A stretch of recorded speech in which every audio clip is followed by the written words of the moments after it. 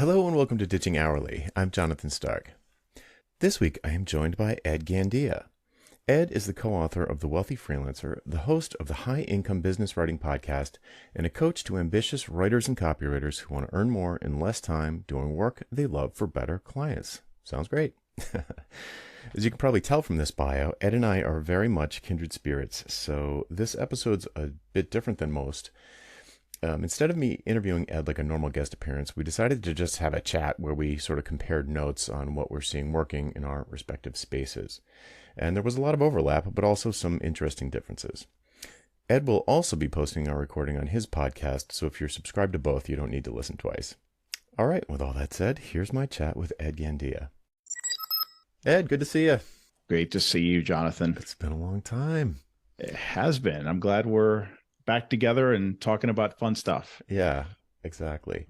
So for the dear listener, Ed and I crossed paths years ago, like maybe 2015, and immediately recognized fellow traveler in terms of business models for freelancers, let's say.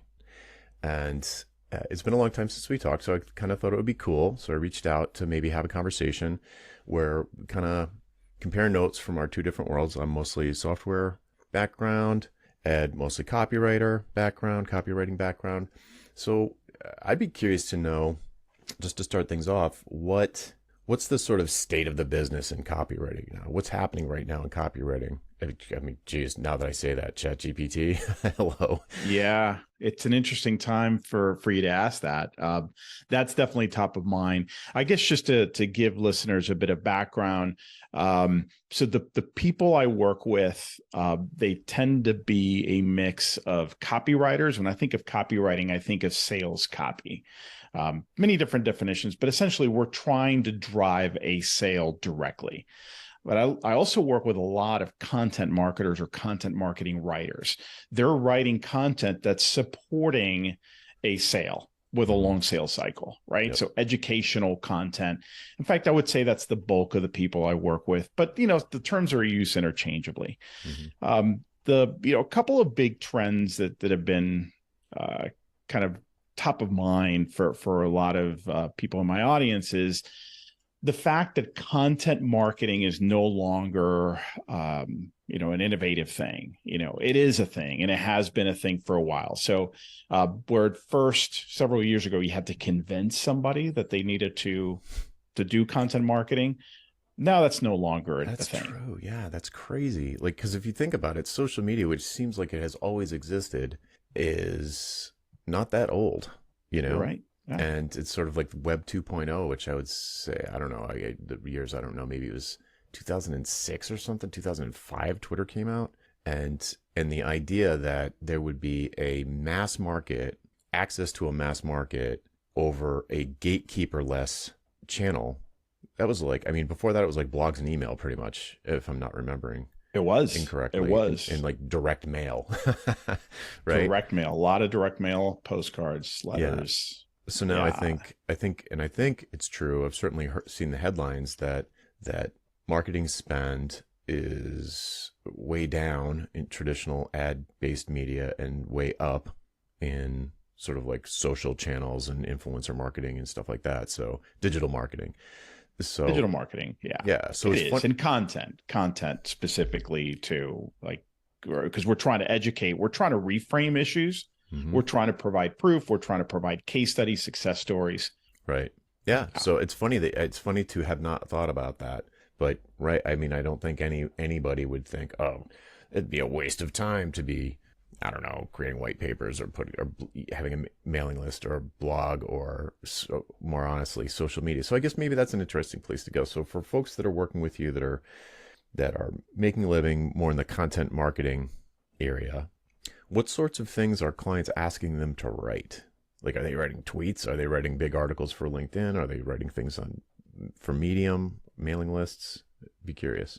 Yeah, there's definitely a mix, but if I were to pick one that's the most common is blog posts, blog articles, that kind of repetitive, episodic kind of content, which is, sounds great because gosh, that's recurring.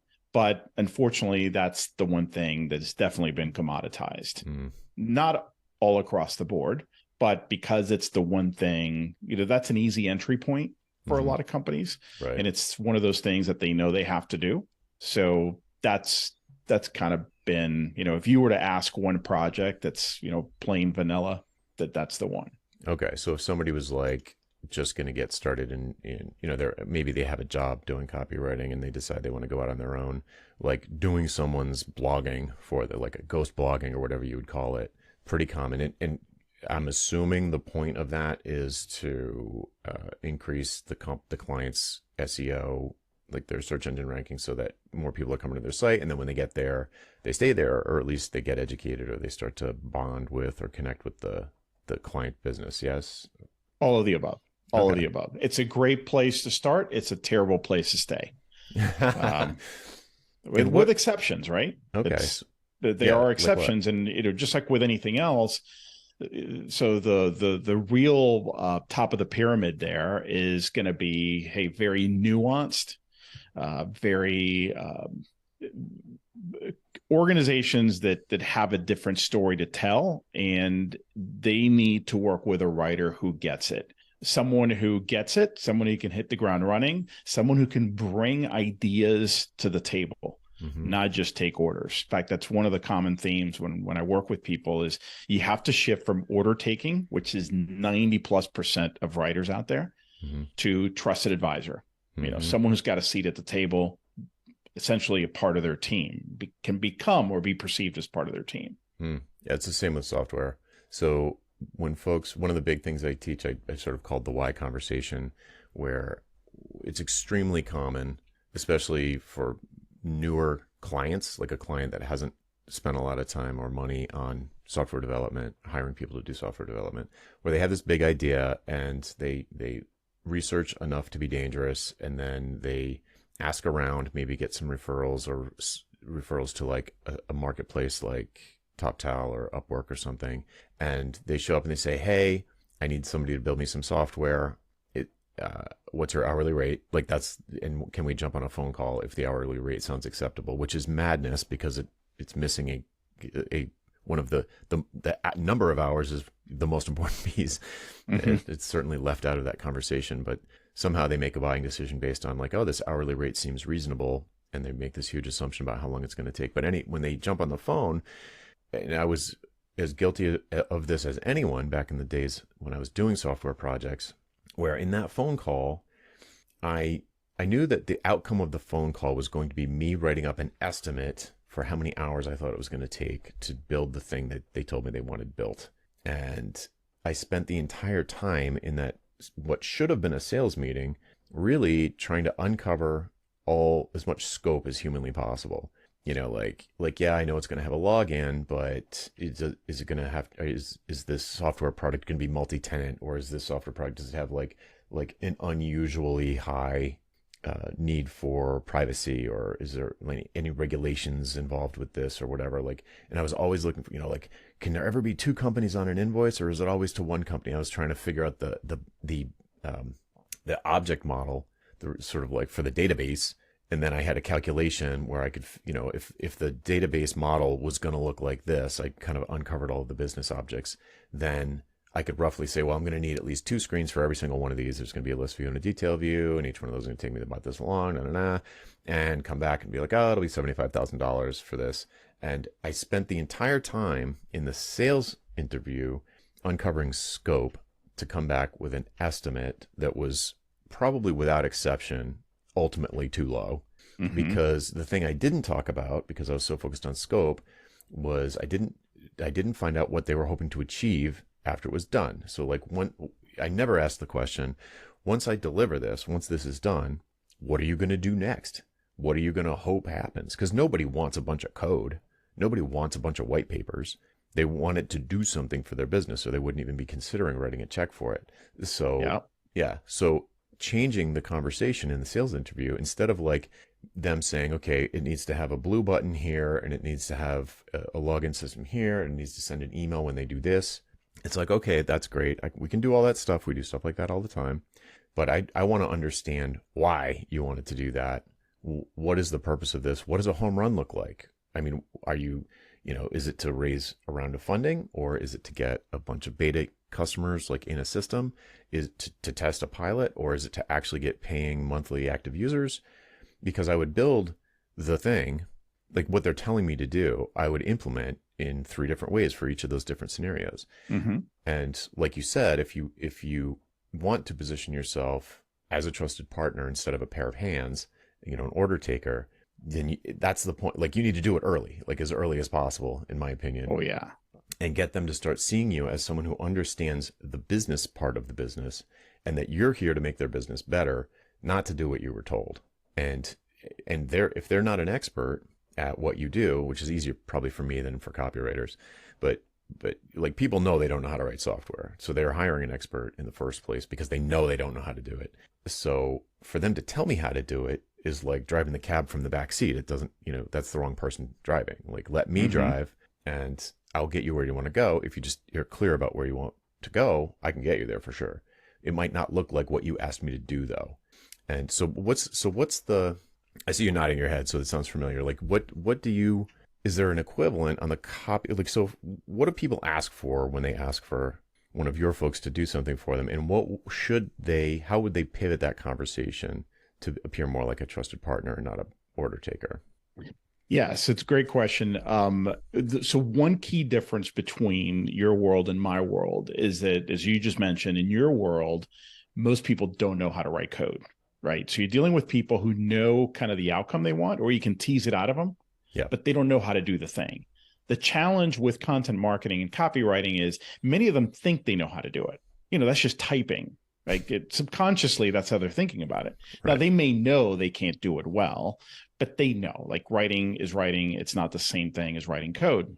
So you have that challenge. The second thing I would say, this is so important, and few people do it.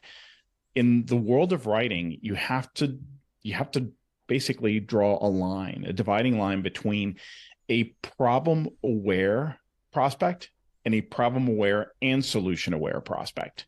Those are 2 totally different animals. Interesting. Okay. Yeah. So sounds like you're dealing a lot with problem-aware prospects. They don't know what the solution is. They know, if you tease it out of them, what outcome they want, but they're just focused on the problem and a goal, but they don't know the solution. Most of the people that my clients are working with, my coaching clients, they're mostly hearing from problem-aware and solution-aware prospects. So the prospect typically thinks they know what they need to do to solve the problem. The challenge is you need to learn how to ask better questions and how to listen more attentively and think more critically, so you can steer the conversation the right way. So going to your second part of your question is, how do you pivot? First, you need to determine which camp are they on. Is this a problem aware only, problem and solution aware? Because it's 2 totally different paths. And if it's a problem aware only, then you need to ask a different set of questions, starting with outcome. What are you trying to achieve here? Okay. What makes that so important? How are you thinking about it? What do you think you need to do? I want to understand where they are today, because depending on their answers, then I can steer them the right way. Okay. And present my solution with a value context. One who is both problem aware and thinks they're also solution aware. Now I need to validate what they're thinking and how they're thinking about doing it. And it's just slightly different questions. But I can just better guide and lead the conversation that way, rather than taking a back seat and letting them lead. Yeah. And then I can understand, okay, so now I see why you're thinking about it this way. Is that an appropriate intervention? Is it an appropriate intervention? Great. In my mind, I'm thinking, how are you thinking about going about it? How are you thinking about it? Because many times they have the right intervention, but the wrong approach, the wrong plan, the wrong strategy. That's another potential entry point to add value and to change the conversation. So there's a few different pivot points there that you need to be aware of to guide them in the right path. What's for software developers who probably have never hired a copywriter or a content marketer or anything like that? What's the conversation? What's the initial contact feel like? Not with a client who would end up probably being not a great fit, but with a client who's probably could end up to be a good fit. So qualified lead kind of reaches out to maybe someone you're coaching. What does that outreach look like? Are they sort of self-diagnosing and self-prescribing, like, oh, I know we need to do something about what? Do we need a lead magnet, or we need more blogging? We need a combination of things. We need a sales funnel. We need better SEO. Like, what's the thing that a good potential, like someone you would get on the phone with, be like, yeah, this might be a good fit. What's their initial ask look like? Again, varies, but if we're talking about the middle of the bell curve, it's going to be, we need X. Mm-hmm. We need X, and they might even tell you because we're trying to achieve Y. And where X is a deliverable. X is a deliverable. So they've identified an intervention. So here we have a problem and solution aware client or prospect. And so it's usually going to be, a white paper. We need a series of articles. We need we need someone to help us write our blog. We need to do a website refresh, content, copy refresh. And so they've identified something. What they may not have done is ask themselves all the relevant questions as to A, is this the right intervention? Yep. B, is this the right approach? So I'll give you a quick example. We need a white paper. So a lot of people I work with write long form content. I talked about blogging a little bit earlier. There are opportunities there, but you typically want to get out of that commoditized segment of the market. Sure. Long form is a harder skill to master. So a white paper, 5-10 pages typically. It's different flavors of it, but we need a white paper because we're trying to reframe the conversation that our market is having. We solve the problem very differently and think people are thinking about it this way. We need to show them that there's a different way of thinking about it. That's a pretty savvy prospect right there. Mm-hmm. Yep. But the mistake most writers make is they take that at face value and they don't dig a little bit deeper. And you don't have to be asked threatening questions. You just need to, okay, well, tell me more about that. It's really the art of asking great questions. Yeah. And many times when you ask those questions, you realize that maybe that is not the best intervention. Maybe they have a messaging problem or a positioning problem. Mm-hmm. And if you have that problem, the best white paper in the world is not going to help achieve the objectives that you had. So it does pay to dig a little bit deeper. Not only does it present yourself as a knowledgeable pro, but you want to make sure if you're going to work on this, that you got the right objective, that this is the right intervention, that they're going to be happy, that they're going to get the outcome they want, all these things. Mm-hmm. So you can end up with a short-term win, but a long-term loss if you just take their lead and don't ask questions. Yeah, exactly. So they say, oh, we needed 10 pages about this. And you're like, great, off to the races, you go and do it. And then you give it to them and they never even put it on their website, or they do put it on their website and it doesn't drive any signups. It doesn't change the conversation. So like in a scenario like you just described, if I was a writer and someone came to me and was like, oh, we need a white paper. We know you do white papers in this space. How much would it cost?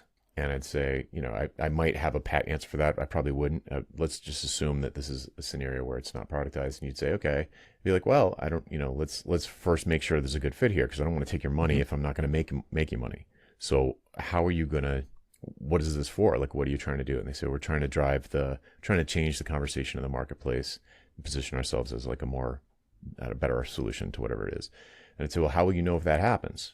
Like, and they would say, they would have to come up with some answer that they probably haven't even thought about. They just, at least if the analogy holds, if my experience in software holds, they might not have even thought about how they're going to measure the success of it. They're just like, this is what you do when you want to do this. And I would say, well, how will you know that it worked?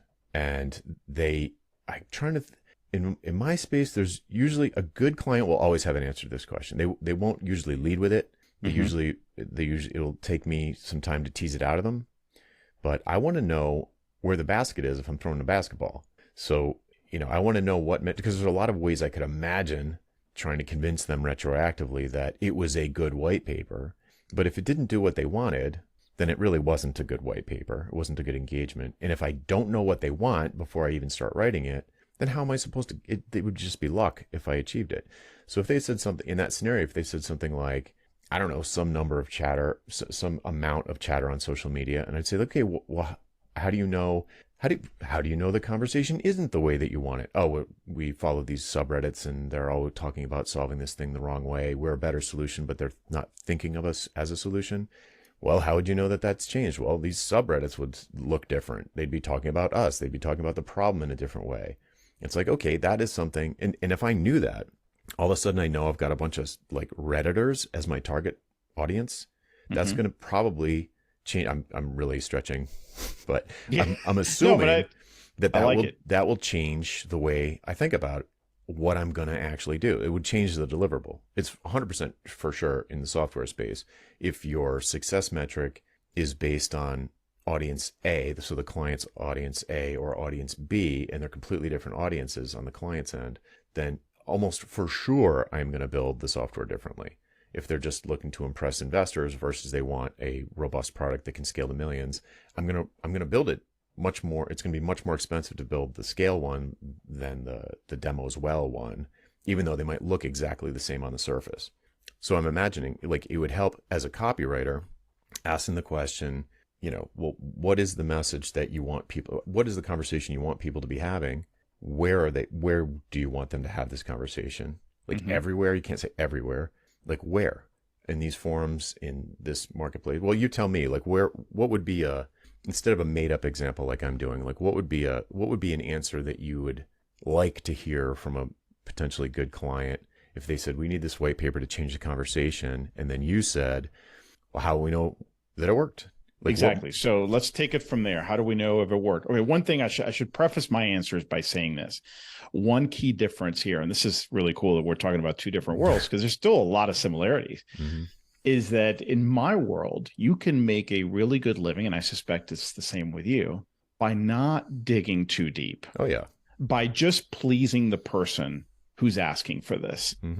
Because honestly, if you just do that, you can make a very nice six-figure income for a while. Okay.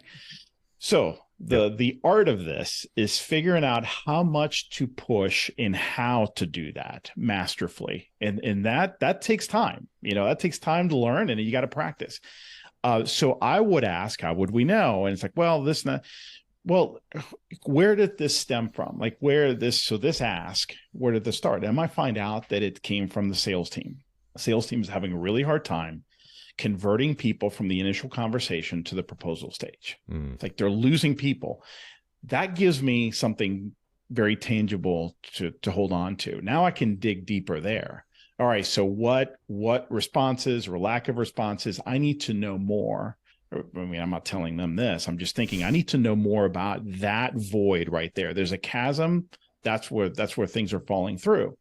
So then they may not be able to tell me, well, because with a white paper, that's not going to be what closes the sale. Okay. But can we come up with some sort of metric? And it might be, kind of anecdotal from the sales team, but we need to define it, that the sales team is able to tell us that they're first of all, they improve that conversion rate from first conversation to proposal. And it's a yes or no question. Did the white paper help reframe the prospect's thinking? And it's a yes or no. And then we need to measure where they are now, which is 0. And then, are we getting enough yeses? So that's where I would go. But I will say at the end of the day, a lot of it is going to be kind of anecdotal, but we need to kind of come up with some sort of measurement. And then one thing I always like to do is I like to ask questions about what I call indicators of value, which is kind of what we're talking about. What indicators would you have to see to know we're making progress? Yeah, exactly. Progress metrics, success metrics, leading indicators. Exactly. Yeah. But they may not be scientific. They may not be extremely tangible. It's like, I'm seeing more of this. I'm getting more of this feedback. Like, to me, that's okay. That adds the qualitative element to this, which can be really powerful, I've found. Not everything needs to be, ones and zeros. It can also be, I'm seeing, Ed, trust me, I'm seeing momentum. Like, right. Great. Right.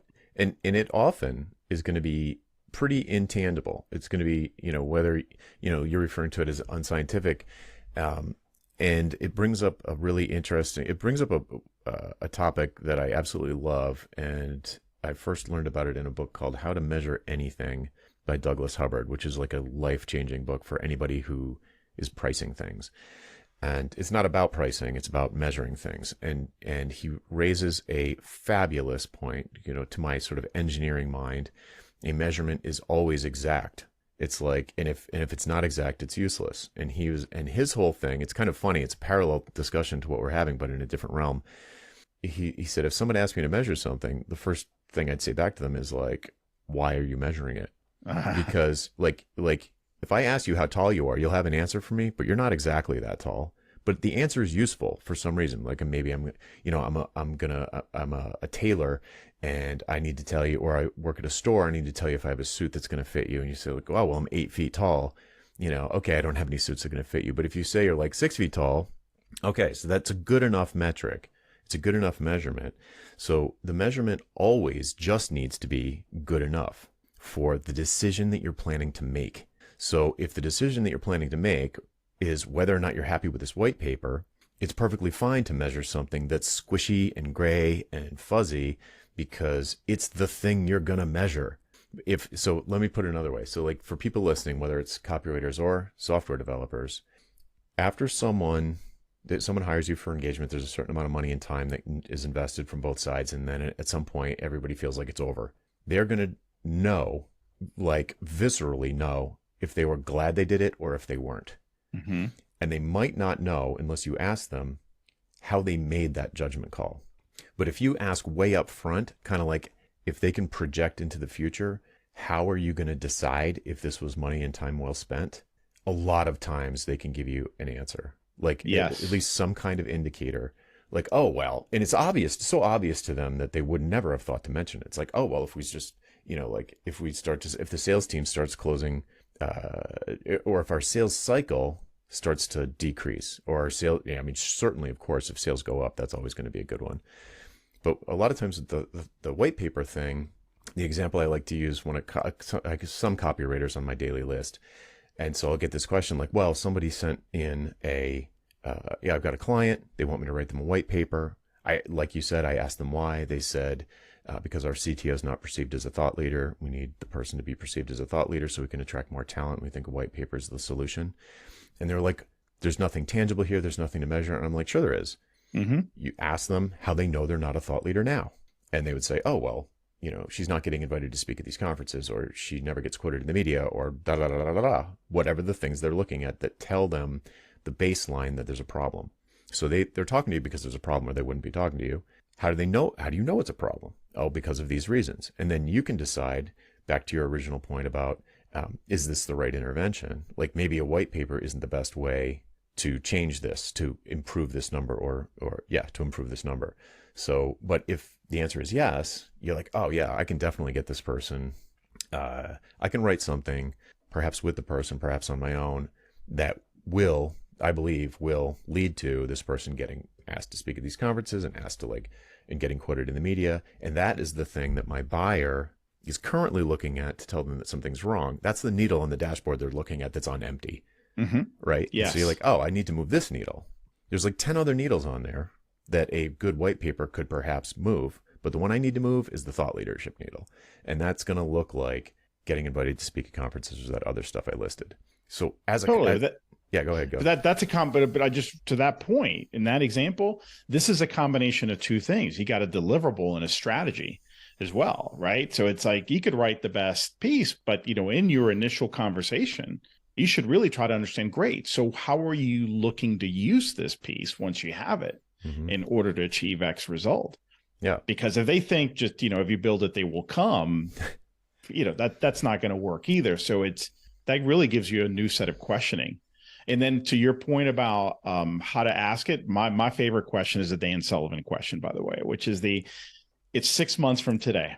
What would have needed to have happened for you to be really happy with the results, with the white paper? And that really kind of shifts their thinking, because now they're fast forwarding to, June or July or whatever. It's like they're looking back. They're not here now. They're looking back from the future. So that's a really powerful way to get them to, I found, to give you that answer. Yep. Yeah, that's my version of the home run question. What would it look like if this is a home run? What would this look like for the business if this project is a home run? And they'll say stuff that you're like, whoa, like that's impossible, right? Like you just disagree with the intervention. You're just like, that's not going to happen. I'm not willing to take that risk. It could happen, maybe, like, what for this to be a home run in the software world, something unrealistic could be like, we're competing with Facebook, toe to toe with Facebook after 6 months. Like, no, that's not going to happen. Like, maybe it's going to happen, but I'm not confident that I can contribute to that outcome. I think it's unrealistic. Or they can say something that's actually really easy, and there's something that that they don't know that would be extremely easy for you to do that would get them to that outcome. So it could be that you can maybe come up with a parallel on your end after this example, but it could be something like they need to do something that's actually very easy to do for you. Like they just need to get X number of meetings with like VCs, or they just need to have some kind of proof of concept online that they can start to get beta testers in, to start to get feedback, to iterate on early stages of the product. That's really easy compared to other things that, it depends on which needle they're trying to move. That's a really easy needle. You could maybe do that with like a combination of Google Forms and Zapier and Google Sheets, or Airtable with some, there's like no code ways that you could perhaps move that needle for them in a way that is so cost effective for you that you can charge what looks like a low price and is well beneath the amount of value that they're going to get out of such a solution, even if it's just a slapped together Frankenstein of a thing that moves the right needle for them.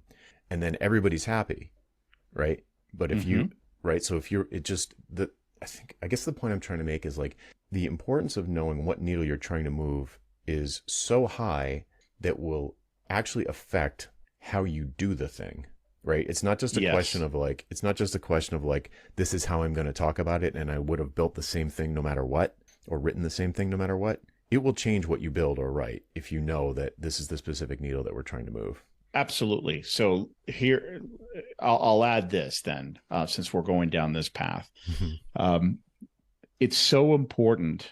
Questions are so important. Great questions are so important, because what you might uncover is that they need help planning out this white paper. Just to continue the example, there's going to be several decision makers involved, including the CTO, several reviewers, and the topic, you can tell, has not really been fleshed out yet. They have an idea, but you're not at a place right now where you can get to work. So to me, there's an opportunity here to carve out a separate engagement and to do, a paid strategy session or road mapping engagement for planning out this white paper. We call them white paper plans. And you charge a separate fee for that. And the outcome is basically, we're now crystal clear on exactly what we need to write, what it's going to be about, how we're going to go about it, what it needs to accomplish, who's going to be involved, how this whole thing's going to play out. And you should charge for that. That shouldn't be part of the deal. Secondly, you could, within that engagement, or as a separate engagement, figure out the second piece, which is, great, we're going to end up with this amazing piece, but that in and of itself is not going to get you all that exposure that you're talking about. So how are we going to leverage this tool to make sure that happens? That could be its own engagement right there. So I'm a proponent, at least in my world, for splintering that off and not, kind of wrapping it into just, one big bundle, if you will. Yep. Yeah. I mean, that's a great example of one way to split up 3 options on a custom proposal, which is what I advocate for custom projects. So it could just be the strategic piece, and then they just have some off-the-shelf copywriter execute against the strategy that they come up with, the messaging, the positioning, or whatever. You need maybe some sort of base level research, and then have someone, you don't need to pay someone expensive like me, so that's the thinking. They can pick a budget that suits, they can pick a price that suits their budget and just have you do the really important strategic upfront piece. And then option 2 could be, like you said, actually writing it yourself. And option 3 could be like staying engaged. And this is probably like maybe outside of the skill set of some copywriters, but like do something next downstream, post white paper that is still within your skill set, but helps it gain traction after you've delivered it. Like, I don't know, maybe writing, not scripts, but like webinar.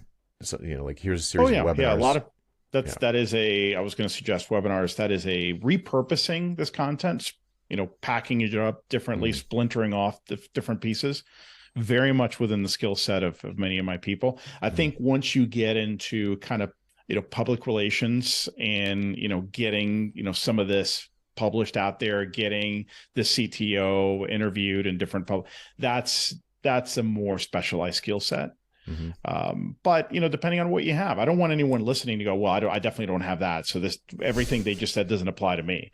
No, the whole idea is we're just giving you kind of a full spectrum here, and you decide where you add value, where you fit, and come up with your options. So you're suggesting, hey, in the case of 3 options in a proposal, they build on each other, right? So one could be the plan only, one is the plan and the white paper, one is the plan, the white paper, and an engagement where we get the word out and we make sure that that this thing gets published, you get interviewed, and you get the traction you want. Yeah. So let's actually flip it a different way, right? So if you wanted to, and you just mentioned the word specialized, so that is what made me think of it. I've worked with a couple of copywriters that increase their altitude of involvement with the client, by which I mean they more exclusively over time would just sell strategic level stuff, like that first option that we just described. So the first option we just described is kind of like strategy, implementation, and then support, which is one way to slice things. Another way to slice things would be to have to just specialize in something like, or like your initial offering. Maybe it's not that different, but just operating at the level of that first option and just doing positioning. So like you're still a copywriter. Like, so maybe let's say you're a copywriter and you keep on meeting these people, these clients, you're attracting these clients who don't have a white paper problem. They have a positioning problem. Like they don't, or a messaging problem. Like they don't know how to tell people what they are in a way that clicks. Like they can't, with symptoms of which look like, you've got a sales team and it takes like 45 minutes, a 45-minute presentation with a prospect for the prospect to even start asking the right questions or comparing you to the right alternatives or competitors. Like they just don't get it. That's not a white paper problem, probably. No. Right. That's like it's a messaging problem. It's not elegant. It's not elegantly explained. Like it should be much simpler. And that's a very common problem. Right. So yeah, I see it everywhere. Right. But I know people who do this. They start offering that sort of strategic only option in some form, whether it's on a custom proposal or on their website or whatever, and as a productized service. And then they're like, well, you know what? I don't really want to write the right paper. I don't like that anymore. I know a lot of people I can hand that work off to that are good, and with the right direction, they can do it, but the customer themselves can't give them that direction. And I'm going to move out of that doing business, the hands work, and just do the really high level, upstream, high impact strategy, which for a copywriter would look like positioning and messaging, I think. Perhaps there's like some kind of, I could imagine a copywriter almost like doing a workshop with the sales team, kind of like onboarding the sales team into the new, how to talk about things in a new way. Oh, almost absolutely. Like a training engagement. Absolutely. It could also lead to other implementation or execution engagements. Like, what about taking this big piece and turning it into one pagers for the sales team to be able to use? Yeah. Not just for certain prospects, but also for themselves, a condensed version, maybe a map of different assets that are already there and how to make them situational, depending on the situation, which ones to use, which is going to work better. So they understand it might seem like, well, they should know that. Well, you'd be surprised. Marketing and sales don't really talk to each other. A lot of salespeople don't know what they have access to. Right. It's true. It's shocking. I mean, I'm used to it, so I know it's true, but it's like, it seems like, it's almost like the sort of trope I see is that like the sales team kind of like resents marketing. They think it's like, it's not doing anything. And they could be right. I mean, it could be bad. But it's like, we're the ones that are out there closing the deals, and they send me this stuff, I just throw it straight in the trash. It's no good. It's not. They don't understand the customer. And it's almost like a really seasoned copywriter could pivot into a business where they're much more of a consultant, like getting an internal, just working internally with the customer on, clarifying the vision and the mission and the positioning and the goals and all of that stuff, and just becoming like more like a management consultant, because it boils down to, I think a really good writer has to do all those things. Yeah. Well, okay. So here's the opportunity, as I see it today, and my thinking is evolving on this all the time. As I see it right now, as of this recording, is that it's harder to present and position yourself that way as a writer or copywriter, and get a lot of traction. Oh yeah, you'd have to take the word copywriter off your website completely. Oh yeah, I know. But even if you took that off, and you'll see where I'm going with this, it's very hard to get traction because it can feel a little too abstract. So to me, the biggest opportunity is meeting them where they are, getting to a discussion, asking great questions, and pivoting the conversation to, in a certain direction. And then at that point, presenting these other options. Okay. So I'm not saying you can't do as a copywriter no, I'm not a copywriter anymore, here's what I do. You can absolutely do that. But I find that most of the needs start as an identified thing, again, solution aware. And then the big opportunity is to pivot that conversation, ask deeper questions and pivot as needed, and then present these other options.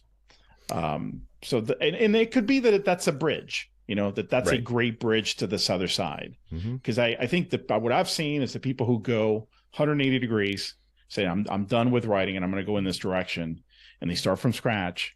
They're scary. Having a hard time getting traction. Yeah. No, you gotta bridge that gap. So there's a transition phase there, I think, for sure. Yeah. So yeah, totally agree on that. It made me think of the concept of niching into, like, attracting the right kind of buyers, so that you're getting the kinds of people who are open to these sorts of conversations in the first place as part of that transition. So how much do you talk with copywriters about picking a niche, picking a target market, or, honing in on who they can help best? Who is their ideal buyer? My gosh. Yeah. That's 90% of the time, that's where I start. When we start working together, that's where we start the discussions, because 90% of the time it's either not specific enough, or it's very confusing. There's a problem with it. The hardest thing, I don't know if you see this with developers, but writers, this is more on the kind of creative side of things, right? Writers focus a lot on their craft, and they don't want to leave opportunities on the table. So the thinking is, but if I narrow on, down to this, that means I'm not going to have all these other opportunities. And I think I learned this from you, this wording, which is, hey, that only limits what you pursue, not necessarily what you accept. You need focus in terms of what you pursue. Now, if something comes to you that's not what you advertise, and as you're listening to it, you realize this would be a great opportunity, I can absolutely help them, that's a different story. But you have leverage there. They came to you. They know you don't focus on their industry or their sector, but they're convinced, because they came referred or whatever, that you're the one who can help them. What writers have a hard time understanding, and listen, I get it. I felt the same way for years, is that if you narrow it down, you're not narrowing down your options. You're making it easier for people to say yes. And I would rather have a smoother sales process with fewer people, but end up with higher quality, than to cast a wider net and just go through that mess. Yeah, I'm so glad you said wider net, because I know that is the metaphor that's in people's minds. But I want to talk through that metaphor for people who are in that like that fear, leaving money on the table, leaving opportunity on the table. When you say, like, why would I just fish with this single hook when I could cast a wide net? And I'm like, no, that's not the right the metaphor is wrong. In the metaphor, you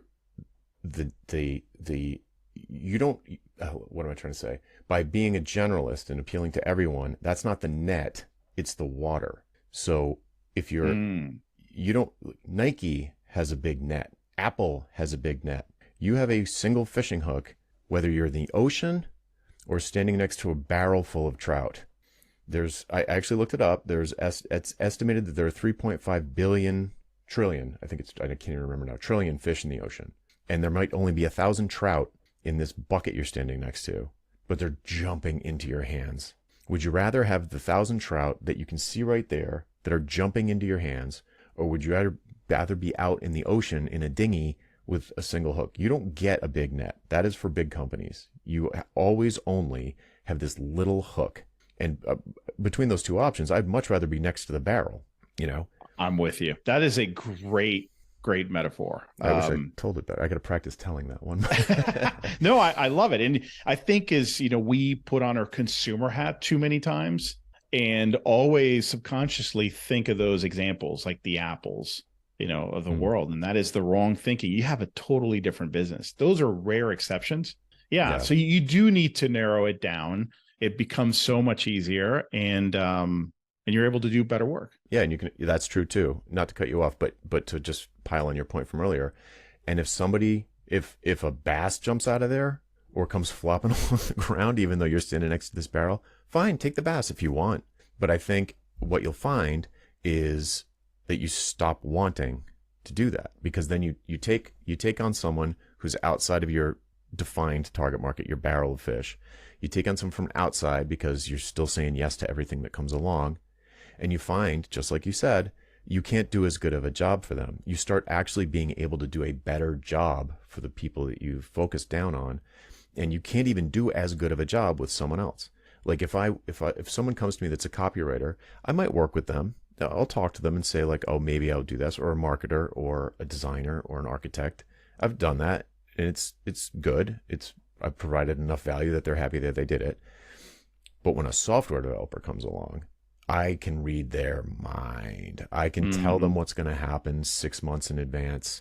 It's not like this, well, yeah, let's work together, but this is not my normal, right? I can actually do a better job with software developers because I've been focused down on that. And yes, that's my background, but still it's true. Like I can help them with delivery. I can help them with sticky client conversations that I wouldn't be able to do as well with, someone in a completely different space.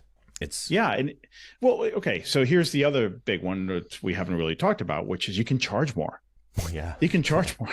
Yeah. I mean, we've been talking about pricing, right? Yeah, it's like if you narrow it down, you can charge more because you become, so to speak, the obvious choice. Yep. So I want everyone, that should be the question. How can I become the obvious choice here? Mm-hmm. And I think one question or one line of thinking that a lot of us don't ask or don't ponder enough is, we always think of value. It's like, okay, the value. When we think of value, we think of adding deliverables and adding things. We don't think enough, I don't feel, especially writers, about what risk are we helping them avoid. Mm-hmm. So if they go with us, they're not going to risk 1, 2, 3, 4, these things. And that is value in and of itself. If they take a chance on somebody else who's just going to kind of follow along and just order take and do whatever they want, is that really going to give them and if you plant enough seeds of doubt by asking the right questions, then you suddenly become an obvious choice from a risk perspective alone. Yeah, that's 100% true. Big topic. I don't know I know that we've got a limited amount of time today, so maybe we need to leave Actually, it there. My next call, I thought it was at the top of the hour, but it's not until 15 after. So we're good. If you let's drill into this a little bit. So when you become the go-to person in the space, that's exactly the effect it'll have, which is that you're going to start to attract clients who feel like the stakes are higher. So if you're like the obvious choice, or April Dunford, you're obviously awesome. Like you're the one, and you're the one that makes them feel the safest. People who feel very unsafe, or in other words, they feel like they're exposed to very high risk. So high likelihood that a bad thing is going to happen. And if the bad thing does happen, it's going to be very expensive, high impact, right? So the likelihood and impact of a risk is very high. So if you are perceived as the safest, smartest option for this tiny barrel of fish that you're standing next to, then you're going to attract people who are feeling the most fear. They're feeling the highest risk. And what happens when those people come to you is they're not considering anyone else. And this high risk is going to maximize this feeling of safety that they want from you, is going to maximize the amount of money they're willing to spend. So it's going to have an upward pressure on what it's worth to them. So the value is going to be much higher to them if it's a white paper or a presidential speech or whatever it is that you write.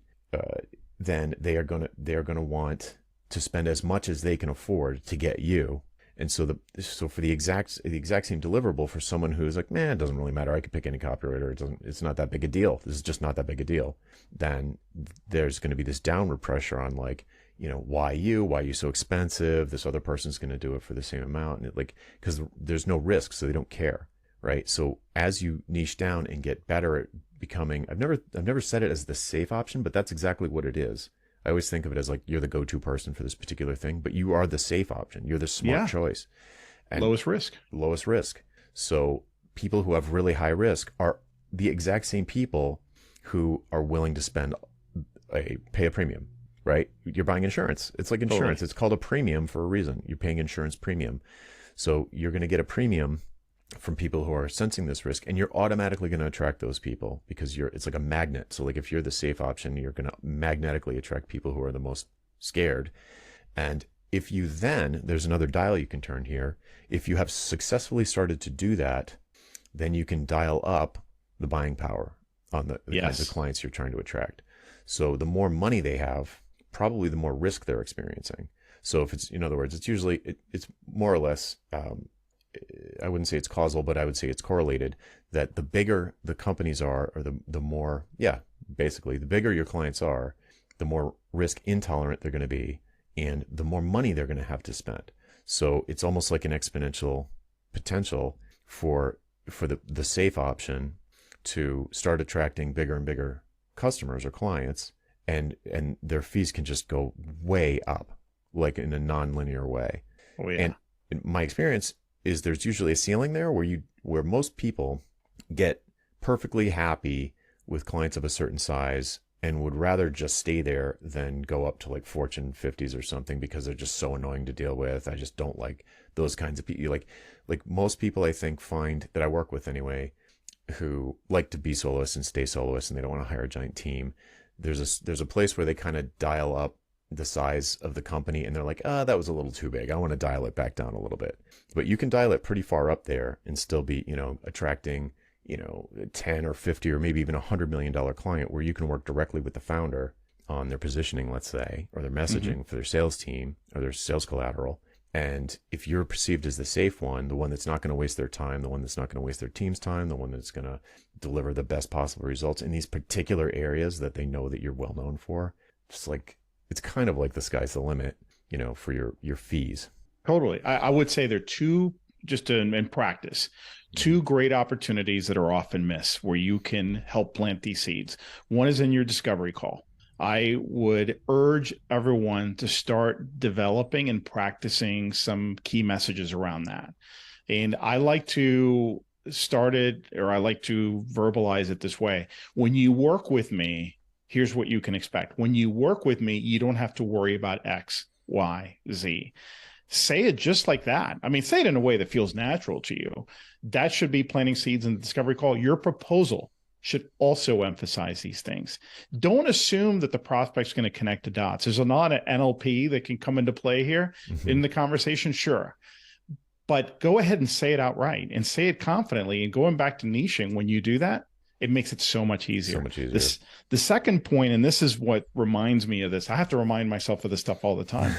I heard an interview years ago with Tony Robbins talking about his coaching. At the time, I'm sure he still does some of this. He did some one-on-one coaching for very select, we're talking CEOs, top level athletes. And he said something, and I'm going to totally paraphrase it here because this is my interpretation of it, that really has stuck with me all those years. He said, I'm the guy that CEO calls when there's a board meeting the next day and he feels that his job is on the line. I'm the guy that top level athlete calls the night before the tournament because they're having some serious doubts. I'm the guy that executive, high net worth individual thinks that his kid is at risk of committing suicide. and they need to have that conversation. They need to reach that person, that kid. So he described all these really high stakes situations and presented himself. He wasn't bragging, like, I'm the guy. What is that worth? So how can you, I think that's a useful exercise is I'm the guy who ... or I'm the gal who these people call when fill in the blank. And we all have that. You don't have to be Tony Robbins, but you need to be able to answer those questions for yourself or fill in those blanks. Yeah. Yeah. That reminds me of an interview I did years ago with a guy named Joel Pilger. And he did a little exercise that this reminds me of, where he was like, he said, here's a great shortcut for figuring out your positioning. And I was like, ooh, I was all ears, because it's usually hard. So like a shortcut sounded good if it was going to work. And I really liked it. And it's kind of what you just said, which was, imagine you're at a cocktail party and somebody's, you meet someone and they're like, oh, what do you do? Instead of saying, I'm a copywriter, I'm the fill in the blank.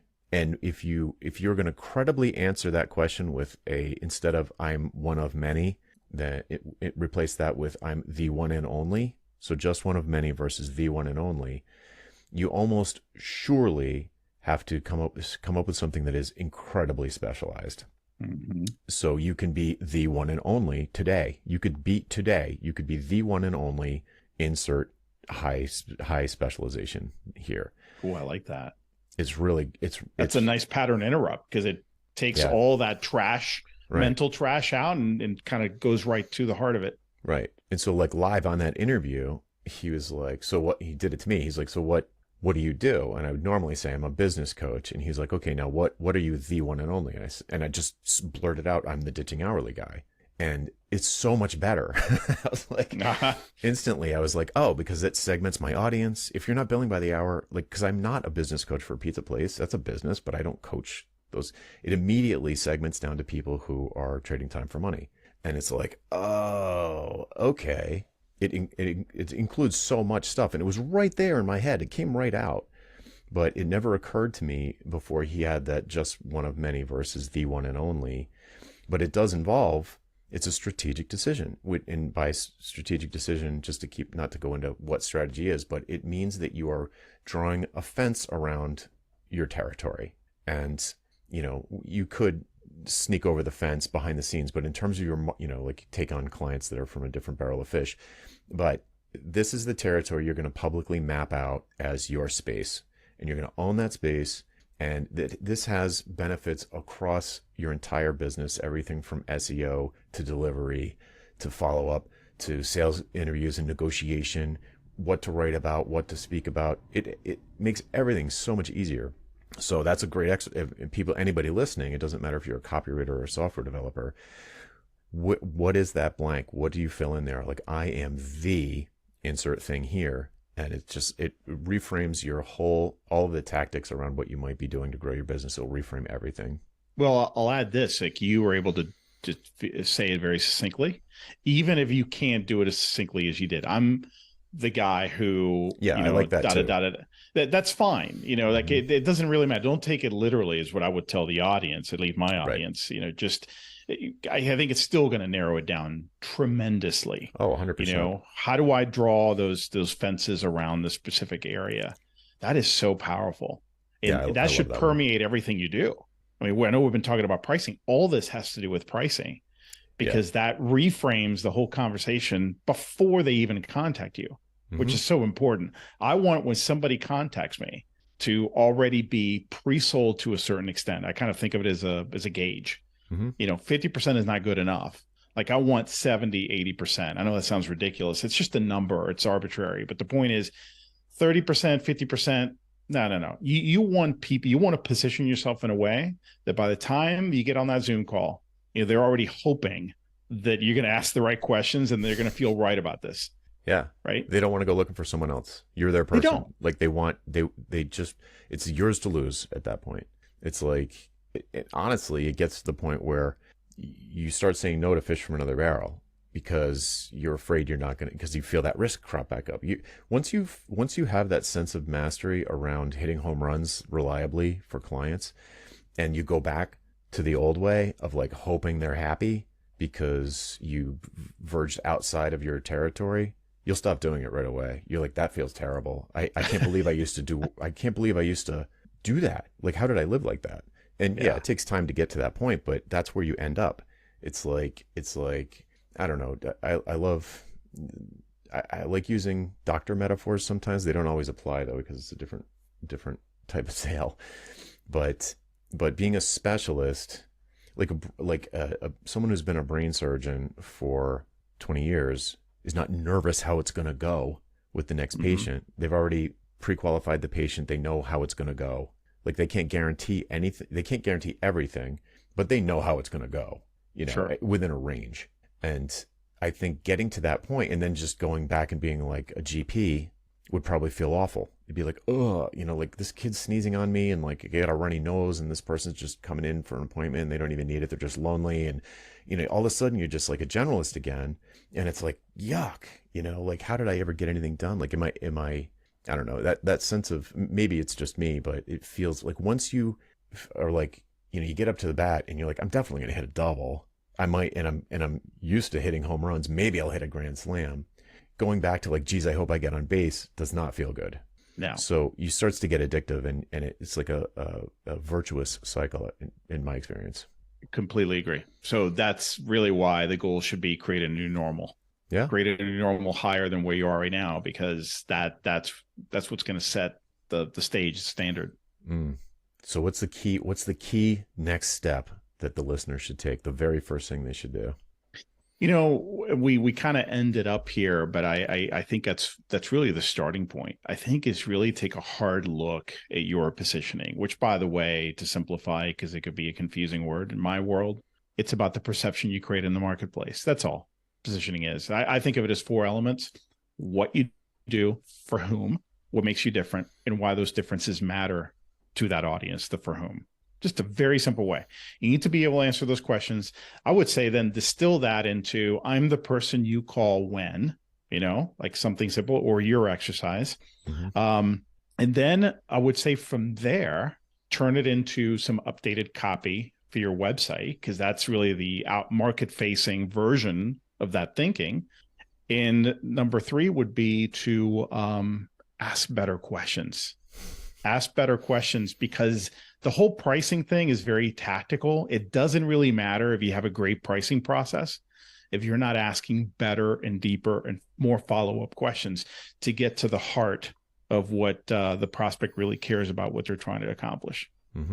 What about you? What would you say? I agree with all that stuff, so much so that I'm just going to tack a little tail on the end of it about pricing where you just left it, which is that without a good whatever, if without being well positioned as the go-to person for something, the safe choice, let's say, the one and only, without that, value pricing, which a lot of people look at as a silver bullet for increasing their fees, it's not going to do anything meaningful for your fees if you give them a proposal that's twice as much as the next person and they see no meaningful difference between you and them. You're not going to magically make twice as much as you did yesterday.